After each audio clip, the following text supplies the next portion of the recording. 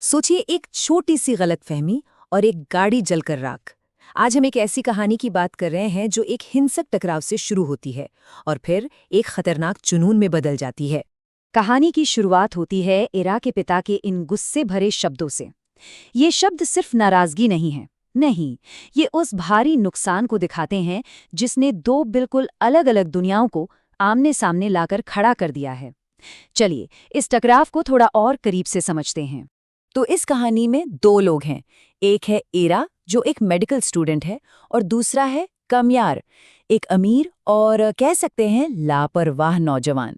और इनकी पहली मुलाकात वो कोई आम मुलाकात नहीं थी, बल्कि बेहद उथल-पुथल भरे और हिंसक माहौल में होती है। जरा सोच कर देखिए, एक ही रात में सब कुछ कैसे बिखर सकता है। पहले इरा के पिता की तबीयत अचानक बिगड़ जाती है, एक मेडिकल इमरजेंसी। फिर उसी घबराहट और टेंशन के बीच उनकी गाड़ी को आग लगा दी जाती है, वो पूरी तरह तबाह हो जाती है। और फिर अस्पताल के उसी माहौल में इरा का सामना उसी शख्स से होता है जो इस पूरी तबाही का जिम्मेदार है। गुस्से और बेबसी में इरा काम्यार को एक जोरदार थप्पड़ जड़ देती है। लेकिन काम्यार की जो प्रतिक्रिया होती है वो बड़ी हैरान करने वाली है। उसे गुस्सा नहीं आता, नहीं, बल्कि उसके अंदर एक अजीब सा, एक बिल्कुल नया एहसास जन्म लेता है। और शायद यही उसके जुनून की शुरुआत थी। अब कहानी एक नया मोड़ लेती है। काम्यार अपनी गलती को सुधारने की पहली कोशिश करता है, लेकिन उसकी ये कोशिश ही इस बात का सबूत बन जाती है कि वो इरा के परिवार के उसूलों को, उनकी वैल्यूज को बिल्कुल भी नहीं समझता। तो काम्यार की तरफ से एक पेशकश आती है, 40 लाख रुपए, एक नई लग्जरी गाड़ी के लिए। ये रकम साफ साफ दिखाती है कि वो क्या सोचता है, कि दुनिया की हर समस्या का हल, हर गलती की कीमत पैसे से चुकाई जा सकती है। लेकिन इरा के पिता का जवाब सीधा और सख्त था। उन्होंने पैसे के इस दिखावे को साफ मना कर दिया। और बस उसी पल दोनों परिवारों के बीच की जो सोच की खाई थी वो और भी चौड़ी हो गई। बात बिल्कुल साफ थी, ये पैसों का नहीं, इज्जत का सवाल था। और फिर इरा ने जो किया, उसने तो सब कुछ शीशे की तरह साफ कर दिया।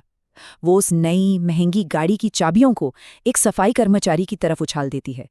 संदेश बहुत ऊंचा और साफ था, ये लड़ाई पैसों की है ही नहीं। तो असल में ये टकराव दो लोगों का नहीं, बल्कि दो अलग अलग दुनियाओं का टकराव है। एक तरफ अनुशासन और मेहनत है, तो दूसरी तरफ बेहिसाब दौलत और मनमानी। यहाँ इन दोनों का फर्क एकदम साफ हो जाता है। देखिए, इरा की दुनिया न्याय, मेहनत और सम्मान जैसे उसूलों पर टिकी है। वहीं काम्यार की दुनिया वो पैसे, ताकत और अपनी जिद पर चलती है। इरा अपनी नुकसान की जवाबदेही मांगती है, तो काम्यार पैसे से मामला खत्म करना चाहता है। ये दिखाता है कि वो एक दूसरे की दुनिया को, एक दूसरे की भाषा को समझते ही नहीं है। इरा के परिवार में भी इस बात पर अलग अलग राय है। उसकी बहन सोशल मीडिया पर काम्यार की लाइफस्टाइल देखकर उसे चेतावनी देती है कि देखो, उसकी दुनिया सिर्फ औरतों और पैसों के आसपास घूमती है। लेकिन पिता की सलाह कुछ और है। वो कहते हैं, तुम्हारा स्टैंडर्ड, तुम्हारा स्तर उससे कहीं ऊंचा है, उसे नजरअंदाज करो। और बस यहीं से कहानी एक ज्यादा अंधेरा और खतरनाक मोड़ ले लेती है। काम्यार की हरकतें अब माफी मांगने की कोशिश नहीं रह जाती, वो एक ना रुकने वाले पीछा करने और हैरेसमेंट में बदल जाती हैं। तो सवाल ये उठता है कि एक माफी हैरेसमेंट कब बन जाती है? काम्यार की हरकतें इस सवाल का एक बहुत ही परेशान करने वाला जवाब देती हैं। उसकी जिद अब इरा के लिए एक मानसिक प्रताड़ना बनती जा रही थी। ये जुनून अब बढ़ता ही जाता है और सारी हदें पार कर देता है। पहले वो इरा का पीछा अस्पताल से करता है, फिर बिना बुलाए उसकी यूनिवर्सिटी पहुंच जाता है। वो जबरदस्ती उसका रास्ता रोकता है, सिर्फ बात करने के लिए। और हद तो तब हो जाती है जब वो इरा के भाई से भीख मांगता है कि वो उसे मारे ताकि हिसाब बराबर हो सके। काम्यार की ये बात सच में सिहरन पैदा कर देती है। ये सिर्फ जिद नहीं है, ये इरा की मर्जी का, उसकी सीमाओं का, उसके ना कहने के अधिकार का पूरी तरह से अपमान है।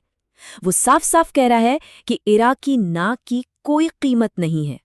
इस बेमतलब के जुनून से निपटने के लिए परिवार आखिरकार एक अंतिम रणनीति अपनाता है। शायद अब उनके पास यही एक रास्ता बचा था। इरा के पिता अपनी जली हुई कार को सदका घोषित कर देते हैं। ये एक बहुत गहरा, एक सांस्कृतिक फैसला है।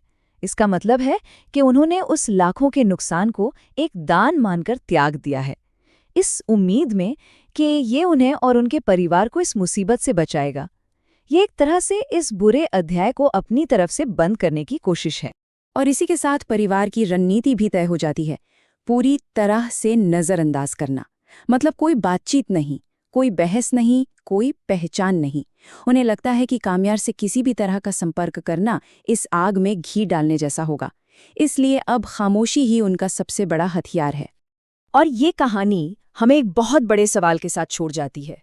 जब सामना एक ऐसे जुनून से हो जो कोई तर्क, कोई सीमा नहीं मानता, तो उसे नज़रअंदाज करना क्या एक सोची समझी रणनीति है, या फिर उस जुनून के सामने एक तरह का समर्पण?